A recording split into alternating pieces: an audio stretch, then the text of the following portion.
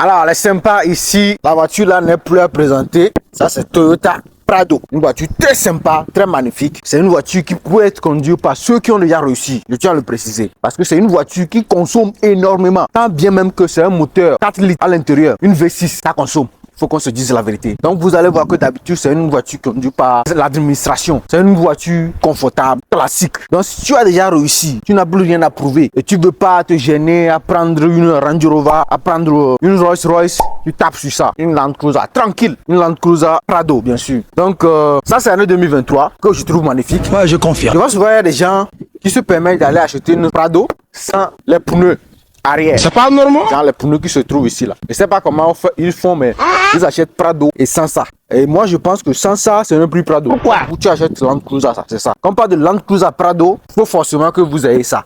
Et ça c'est EXR. D'habitude c'est ceux qui achètent le VXR qui font l'option de ne pas avoir les pneus à l'arrière. Ah bon? C'est comme si tu achètes une Pajero chez Mitsubishi sans ses pneus arrière ou Defender sans le pneu arrière, tu n'as rien fait. Tu as forcément besoin d'avoir ça. Alors, avant de continuer, on va voir vite faire le moteur qui consomme énormément. Qu'est-ce que vous voulez? On va voir ça. Donc, je tiens à le rappeler. Si tu as un débrouillard et ça commence à marcher un peu pour toi et tu veux une voiture 4x4, moi, je te conseille plutôt, si tu veux Toyota, bien sûr, tu es amoureux de Toyota, bien sûr, je te conseille plutôt une... là, ça s'ouvre tout seul, hein, tu n'as pas besoin de caler quelque chose. Donc, je te conseille plutôt une Fortuna. C'est aussi V6, mais ça consomme moins qu'une Prado. Vous voyez un peu le moteur. C'est une voiture qui est très lourde. Ça, tu vois comme ça pèse déjà 2 tonnes. Ce qui fait que malgré que ça développe une puissance chevaux de 271, ça a du mal à avoir une vitesse de pointe fixe. Donc, de 0 à 100, vous avez au moins 9 à 10 secondes pour atteindre ça. Parce que c'est déjà lourd. Si par exemple, moi je prends ça et quelqu'un d'autre prend Honda CR-V, la SUV de Honda, très simple comme ça a une puissance de chevaux de 190 si je ne me trompe pas. Mais la personne ira plus vite que ça, en vitesse de pointe, hein, je parle. Donc les 10 secondes, les 10 premières secondes, la personne va partir avant moi. Alors que moi, avec mon Prado, je vais me débrouiller jusqu'à.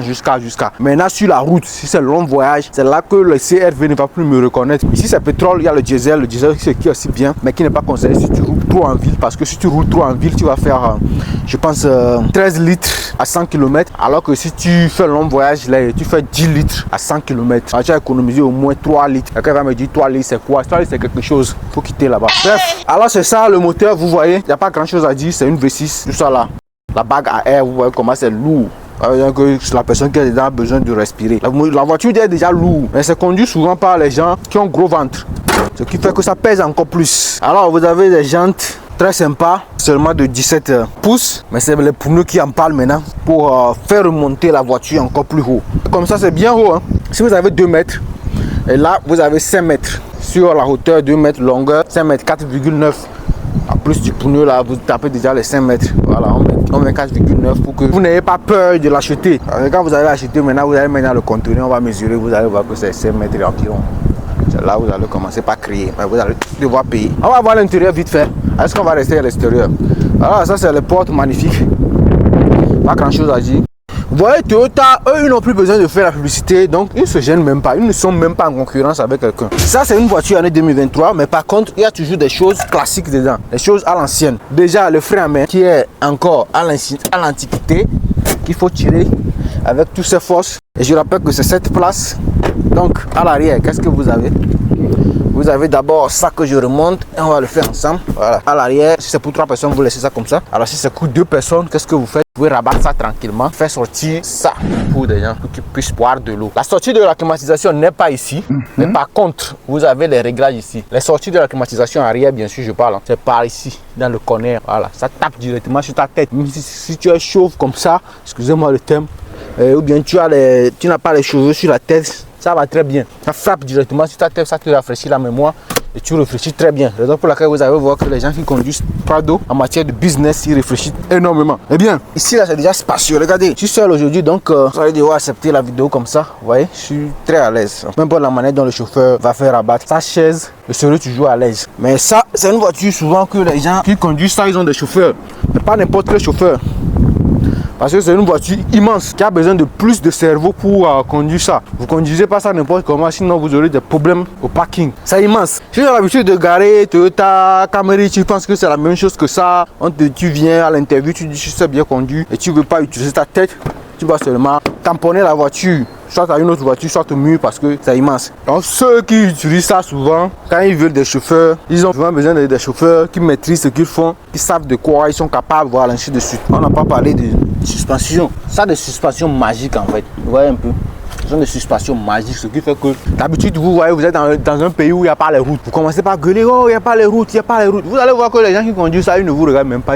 Oh venez, on va sortir pour dire qu'il n'y a pas les routes. Est-ce qu'eux ils ont besoin de ça? Ils ont des voitures avec des suspensions magiques. Donc c'est là même quand il n'y a pas les routes, c'est ça qu'ils sont à l'aise. Quand tu prends Rado, tu es là pour passer sur Bonamoussandji au Cameroun, tu es à l'aise. Le jour où on met la route, même tu n'es pas content parce que tu vas plus bien faire tes mouvements. Parce que quand ça fait comme ça bouge comme ça qui fait plaisir. Tu sais que tu as acheté quelque chose de phénoménal. En ce qui concerne l'arrière est très immense. Là pour l'ouvrir, Prado n'a pas du tout changé. Il vous faut juste appuyer quelque chose à l'intérieur, vous tirez. Alors la Prado a laissé les choses toujours artisanales. Il n'y a pas question de AI. Tu fais ton pied comme ça s'ouvre. Non. Il faut des fois utiliser ta propre force. Tout ça, juste que vous voyez ici, c'est au moins 700 litres. Quelqu'un peut même dormir ici. Regardez-moi. Ah, la vie est beau. Quel boulot. Bon, bref. Passe le temps. Donc pour remonter tout ça là, c'est très facile. Quelqu'un va croire que c'est avec ça qu'il faut remonter. Non, ça son rôle à jouer à part. Il faut quand même être un peu géant. Ou soit vous le faites de l'autre côté, soit vous venez ici. On va faire les deux ensemble, on va voir. Je suis ici, non? J'appuie et je soulève. Voilà. J'appuie ici vers l'avant et je soulève. Parce que moi je suis géant, hein. Là si vous n'êtes pas géant, vous êtes obligé de le faire à l'intérieur comme ça. Voilà. Mais vous allez constater quelque chose tout de suite. Vous voyez comme je l'ai fait sortir par là, c'est pas sorti hein, au total. Parce qu'il faudrait encore faire sortir quelque chose. La procédure n'est pas encore finie. Il faut terminer ça. Qu'est-ce qu'il faut faire? Il faut juste mettre la main ici, faire sortir ça. Tac. Là c'est bon. Tu mets la main de l'autre côté aussi. Et tu sors ça. Bac. Qu'est-ce que c'est magnifique. Voilà, donc c'est cette place. Donc il n'y a que 2 personnes normalement qui peuvent rester ici. Mais connaissant bien mes frères, on peut quand même rester ici à 3. Et je pense que c'est pas trop mal. Hein. Ouais, c'est vrai que côté hauteur, c'est pas ça. Non, mais vous mettez 2 petits gosses ici. Et ça va tranquille. Donc les ceintures, c'est 2 ceintures. Pour vous rappeler que vraiment, c'est 2 plaques. Comme nous sommes déjà ici, on évolue en même temps. Bon, ici, vous voyez. Faites comme ça.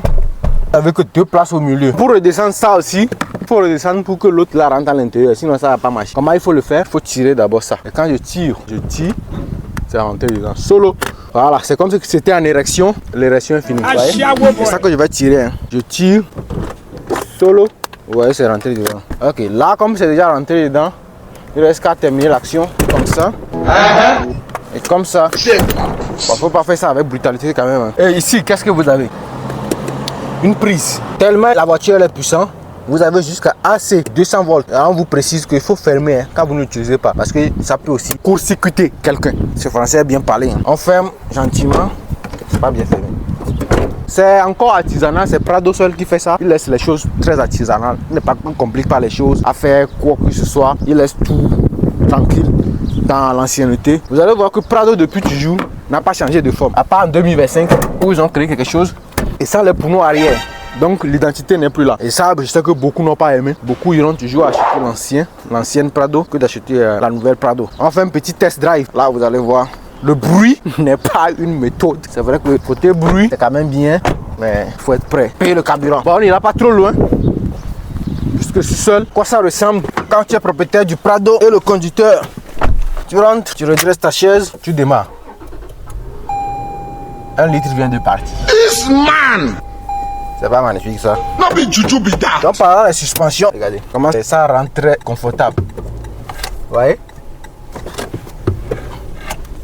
J'adore.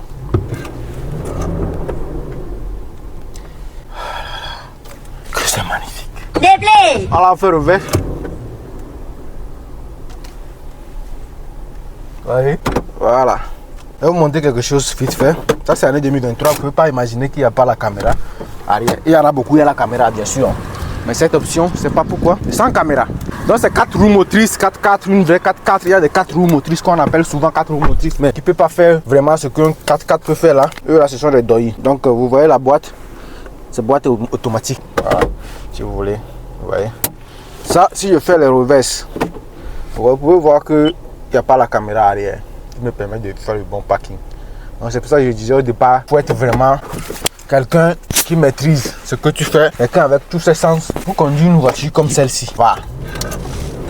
Regardez. Ça, c'est des litres qui partent. Toi aussi. Ça part en couille. Bala. On va essayer de voir combien on peut taper à la vitesse de pointe. Dès qu'on a le temps de le faire, n'est-ce pas? Ici. La voie un peu libre. Alors on y va. Avant le dos d'âne, voilà.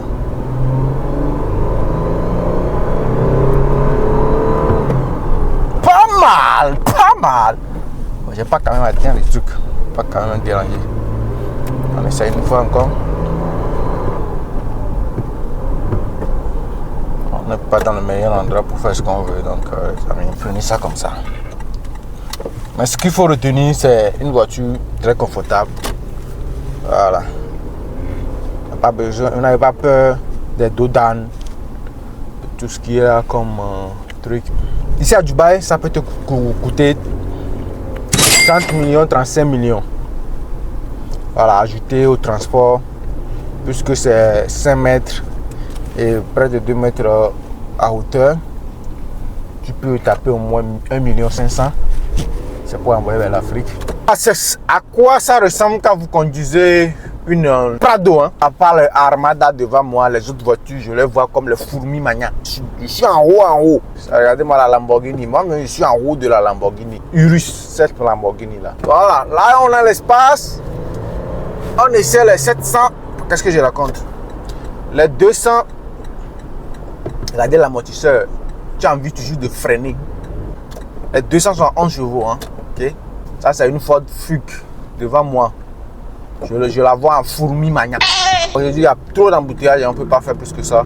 On va se calmer ici. Mais c'est quand même bien sympa quand tu freines. Le son du moteur aussi, le son de la voiture te fait revivre des années 80, quoi. Hein? Ça fait boum. Donc, j'espère que vous avez aimé ma vidéo Pradal. Et si vous avez aimé, c'est bien. N'oubliez pas, j'ai pas l'habitude de le dire, de laisser un coup de pouce, un like pour nous soutenir. Merci beaucoup. On se prend à la prochaine. Ciao, bientôt.